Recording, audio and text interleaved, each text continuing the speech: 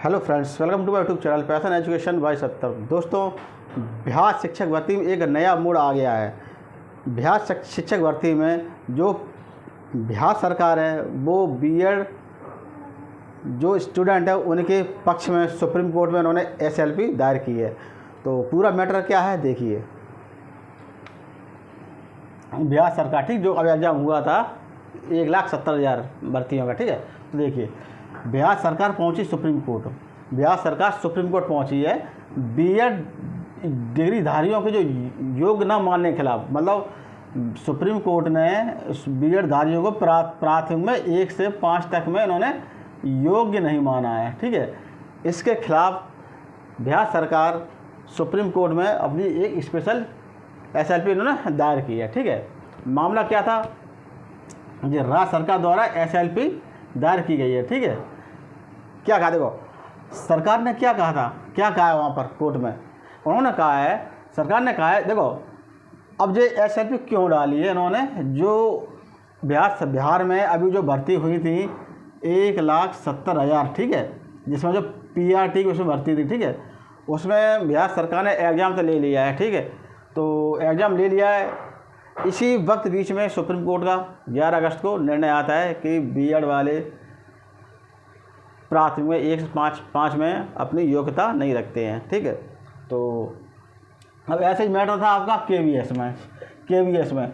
तो केवीएस वालों ने एग्ज़ाम कराने से पहले ही स्टूडेंट्स को कह दिया था कि अगर सुप्रीम कोर्ट का जो भी निर्णय होगा हम उसके पक्ष में जाएंगे।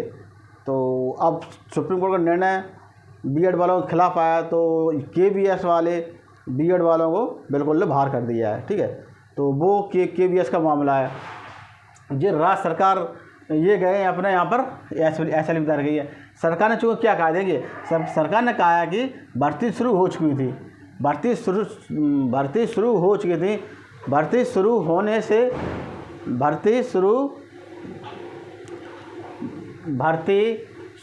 हो चुकी थी।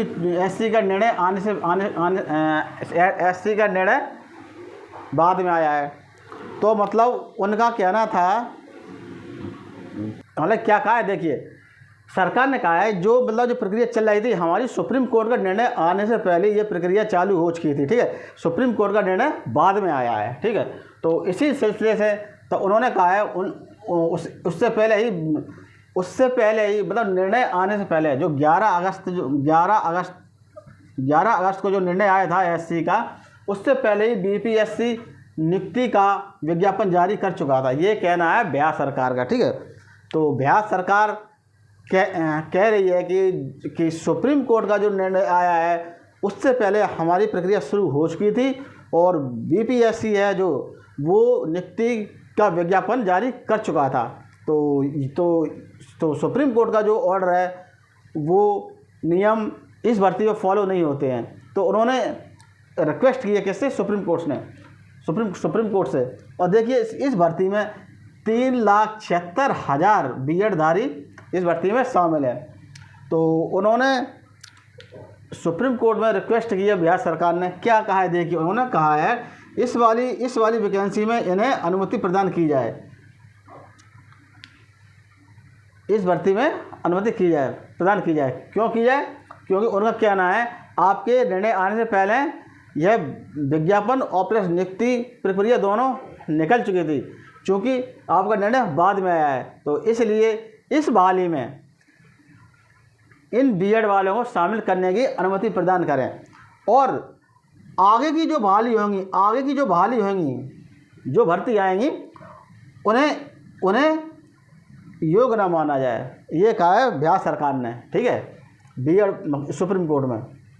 तो बीएड सरकार है बिहार की, वो बीएड वालों के पक्ष में सुप्रीम कोर्ट गई है।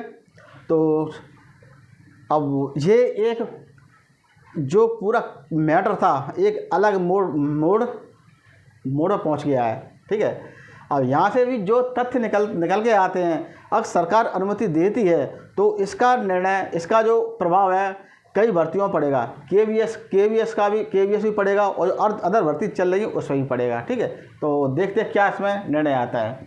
और दूसरी वाली दूसरी बात, बीपीएससी चेयरमैन ने भी कहा था भर्ती मतलब एग्ज़ाम से पहले, उन्होंने क्या कहा था, इस भर्ती में एससी के फैसले का असर नहीं पड़ेगा। मतलब बच्चे जब एग्ज़ाम देने से पहले ये हचचा रहे थे कि एग्ज़ाम दें या ना दें, तो उसी वक्त बीपीएससी चेयरमैन का एक इंटरव्यू आया था, उन्होंने कहा था कि बच्चे पेपर देने ज़रूर जाएं, ठीक है।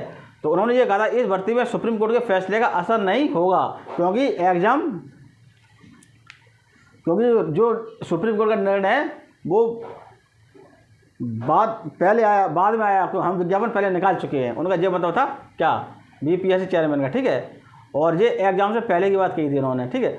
और उन्होंने कहा था विज्ञप्ति आ चुकी है हमारी, इस वजह से इस भर्ती पर बीपीएससी का कोई प्रभाव नहीं, वो सुप्रीम कोर्ट के निर्णय का कोई प्रभाव नहीं पड़ेगा, ठीक है, ये कहा था उन्होंने। अब देखिए, उन्होंने एक अलग बच्चों से भी कहा था कि उन्होंने ये भी कहा था, बच्चों से भी कहा था कि आप सुप्रीम कोर्ट में एक अपील कर सकते हैं, आप लोग दायर कर सकते हैं, क्योंकि वहाँ आप कह सकते हैं क्योंकि हमारे मौलिक अधिकार 16 और 21 का हनन हो रहा है, 16 और 21 का हनन हो रहा है। क्योंकि जो भर्ती हमारी चल रही थी, विज्ञापन हमारा पहले आ चुका था, भर्ती शुरू हो चुकी थी हमारी, ठीक है। उसके बाद जो सुप्रीम कोर्ट का ऑर्डर आया है, तो इसलिए इस भर्ती में सुप्रीम कोर्ट का जो ऑर्डर है वो इसमें फॉलो नहीं हो सकता, ये उन्होंने कहा है बच्चों ने, ठीक है। तो एनसीटी ने एक बीच में लेटर जारी किया है कि सभी राज्य एनसीटी का ऑर्डर, सुप्रीम कोर्ट का ऑर्डर फॉलो करें। तो अब देखते हैं आगे सुप्रीम कोर्ट में बिहार सरकार की जो अपील डली है उसमें क्या निर्णय निकल के आता है। और जो अभी जो बिहार में जो आपके जो डीएलएड बीटीसीएल कैंडिडेट थे, ये सोच रहे थे कि बीएड बाहर हो जाएगा तो हमारी कट ऑफ कम हो जाएगी, तो उनका भी सोचना सही था भाई, जो सुप्रीम कोर्ट का निर्णय आ गया था। लेकिन अब सरकार ही खुद बीएड वालों के पक्ष में ये केस लेके गई है, लड़ रही है, तो अब तो मामला बहुत ही पेचीदा हो गया है। तो उन्होंने काफ़ी अच्छे सा पक्ष रखा है अपना कोर्ट में, तो अब उसका जो क्या सरकार सुप्रीम कोर्ट से क्या निर्णय आता है वो आने के बाद ही पता चलेगा। तो दोस्तों, चैनल पर पहली बार विजिट कर रहे हो तो प्लीज़ चैनल को लाइक, शेयर एंड सब्सक्राइब जरूर कर देना, जिससे समय समय हमारे नोटिफिकेशन आपको मिलते रहें।